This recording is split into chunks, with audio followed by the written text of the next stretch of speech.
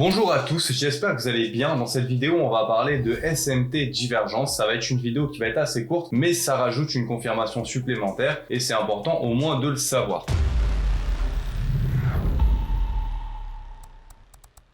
SMT divergence, ça veut dire Smart Money Tool, c'est un outil de la Smart Money. Ça va être une décorrélation, une divergence entre le DXY, qui est du coup l'indice du dollar américain, et justement nos paires en XXX USD. Comme vous voyez ici, si le DXY monte, nos paires doivent descendre. Si le dollar en fait se renforce, nos paires automatiquement doivent descendre. Et dans le cas justement d'une SMT divergence, on va avoir par exemple ici un DXY qui se renforce et nos paires qui vont se décorréler justement, qui vont pas suivre le DXY. Et ça va être une confirmation supplémentaire pour potentiellement prendre un buy ou un sell dès qu'on aura ce type de décorrélation. En fait, ça arrive quand même assez rarement sur le marché, mais quand ça arrive en général, c'est extrêmement puissant. Là, vous voyez, à ce niveau-là, j'ai le DXY qui est en train de se renforcer. En fait, il a créé un nouveau plus haut avant de partir à la baisse. Si je vais voir, par exemple, Euro-USD, à ce moment-là, il nous a fait exactement la même chose. Je suis sur les mêmes horaires entre 2h et 5h du matin. Normalement, Euro-USD, il devrait avoir cassé un plus bas avant de remonter. Si il suivrait la logique du DXY. Sauf que là, il ne l'a pas suivi, il s'est décorrélé. Vous voyez, à ce niveau-là, on se décorrèle. On voit DXY qui se renforce et qui part en bas. Là, on voit l'euro qui se renforce aussi, qui ne veut pas casser un plus bas, qui repart en haut. Et à partir de ce moment-là, ça peut être ultra intéressant de placer une OTE sur le mouvement qui a été lancé. Ça peut être une manière de se positionner. Là, vous voyez, on place une OTE toujours de notre plus bas à notre plus haut. Ici, on a notre SMT divergence. Je ne sais pas si vous voyez le mouvement qui en a suivi. Ici, on est venu récupérer notre OTE avant de repartir.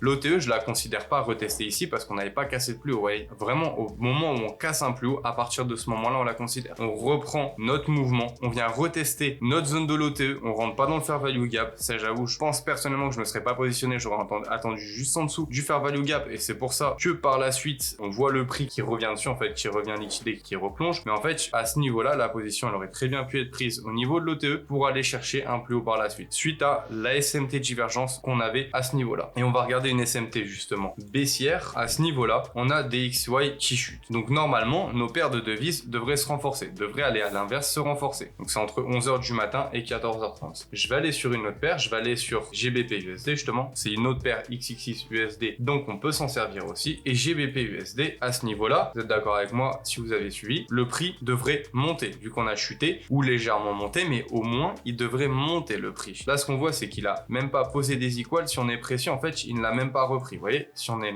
vraiment précis, on voit que le prix n'est pas venu sweep, il s'est arrêté vraiment juste en dessous. Là où on voit sur DXY qu'on a une chute et qu'on est reparti, normalement sur GBP USD, on aurait dû être dans ce cas de figure là avant de repartir. Et là, vous voyez qu'à ce niveau là, on n'est vraiment pas venu casser. On s'est arrêté et le prix, il est reparti par la suite. L'OTE qui a été donné, vous voyez, on a chuté, elle est venue à ce niveau là en fait, elle est vraiment venue ici. Ici, on est venu rechercher une OTE, on est même remonté un peu plus haut, on est venu rechercher l'OB, mais on a donné cette OTE avant de repartir par la suite. Donc vous voyez, ça va être une SMT divergence. Le but sur une SMT divergence, c'est sur vos paires, vous voyez, le prix monte, nous, on a notre divergence. Au lieu que le prix descende, le prix continue à monter aussi, vous voyez, les deux sont décorrélés des deux côtés. Et là, l'objectif, que ce soit à l'achat ou à la vente, ça va être de chercher une OTE entre notre point ici, et en général, le prix va repartir. Vous voyez, on vient chercher une OTE ici et on vient rechercher un plus haut. Donc ça, c'est un outil en plus, les SMT divergence. Moi, je m'en sers, mais je m'en sers pas forcément tout le temps, parce que c'est quand même assez rare d'avoir une SMT divergence, mais regardez, ça peut rester important. Dans la prochaine vidéo, on va revoir l'OTE, parce que c'est important, j'en avais parlé vraiment vite fait pendant la configuration du Fibonacci,